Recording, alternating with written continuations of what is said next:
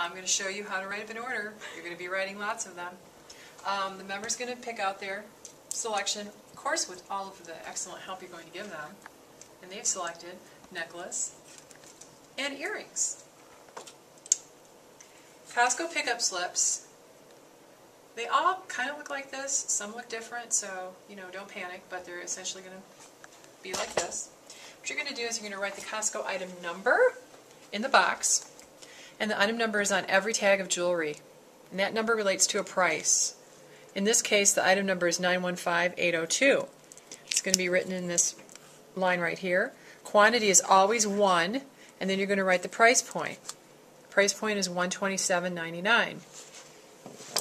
I'm actually going to do that. The item number is 915802. Quantity 1. $127.99. Very important, I'm going to write the product description because that's going to help you with your inventory tracking that you're going to be doing next. MLTNBK, as it appears on the tag. So, Costco item number, 915802. Description, that's the Lucky Clover description. On the other side is the price point of the item.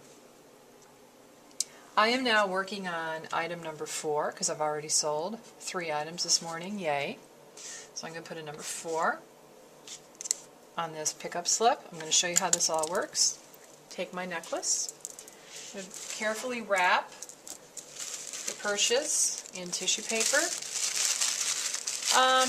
If they happen to buy a pair of earrings with it, I would probably put them in the same box. I do ask members if it's a gift, if they would like it boxed separately.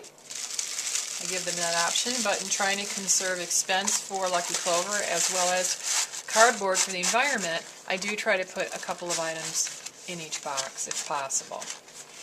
Here's your completed pillow box. Taking my cello bag, place the pillow box in the cello bag with a Lucky Clover insert card. Talks a little bit about the company and that they are actually receiving a beautiful piece of authentic Murano glass. And then I'm going to close this up with a twist tie, and because this was order number 4, as I had my pickup slip pad numbered, I'm going to place my post-it note number 4 on the outside of my order and put it in here with my lineup. Look, I've got 2 orders waiting to be picked up, and now I'm going to add a 3rd one. When the member has actually paid for their jewelry, only then is when the jewelry is released to either the member or the Costco runner. And this happens when either the member or the Costco runner comes back to you with a pickup slip, the one that you gave the Costco member, that has been validated on the back. Very, very important that you check this validation for 2 things. A, that it actually happened and it was run through the register, and secondly, that the correct item number was run through the register, because we all make mistakes, cashiers do, and you may have written down an incorrect item number. So you want to make sure it's the right item number and the right price point. You don't want to sell a $200 necklace and write down an item number that is only $29, because that would be a problem.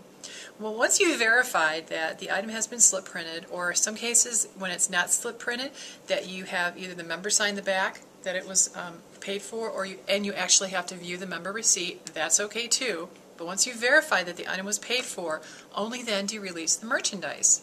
And to help you to avoid confusion when you have multiple orders ready to be picked up, that's when you're going to reference the number in the upper right hand corner. And this was order number 3. Look. Order number 3. Very easy. Don't hand it to the member with a post-it note. That looks kind of silly. So take the post-it note off, recycle it for later, hand it to the member or runner and say, thank you very much for your purchase. We look forward to seeing you at our event again. That is when you're going to take your pickup slip and you're going to use your work order and you're going to mark off that item that was sold, which is essentially taking out of inventory. And that is when the description comes into play. You're not going to utilize the Costco item number, you're going to utilize the Lucky Clover description. So it's very important that you write clearly on this description.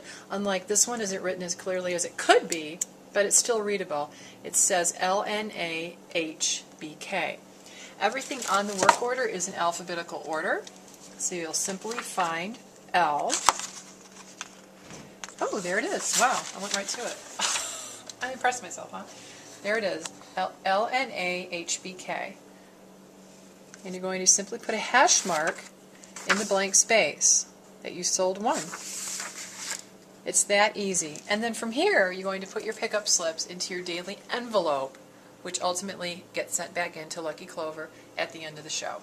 But very important that you're consistent with your work order, that you do it. If you don't do it as soon as the pickup slip comes back and you release the jewelry, like if you're really slammed and busy on a Saturday or Sunday, that's cool, but you definitely have to make sure it's completed at the end of your shift. You do not want to let that go, and you don't want to let another person do it because they're really not going to be familiar with what you sold.